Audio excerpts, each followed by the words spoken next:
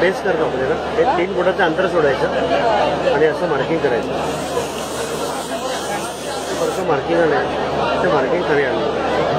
Marking यासाठी केलं आहे की या गोलाच्या आतमध्ये 3 रंग टाकायचे. पहिला रंग त्या मार्किंगवर टाकला.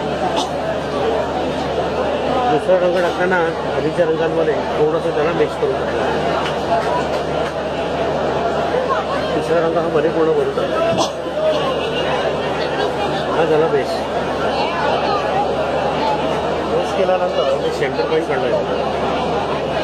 तर सेंटर आणि डिझाईनचा सेंटर आपण एकमेकांना फक्त मॅच केलं आहे. आता जाळीवरती पांढरा, पिवळा आणि पोपटी हे रंग फिक्स आहेत. डिझाईन कोणताही असलं तरी लाईट कलर असल्यामुळे हे बेसला वापरायचे नाही. सुरुवातीला हिरवा रंग की बाहेर फिरवला. त्याच्याखाली पिवळा रंग आधीच्या रंगांमध्ये थोडंसं ओव्हरलॅप करून फिरवलं. तसंच पांढरा पण पिवळ्यामध्ये ओव्हरलॅप करून फिरवलं.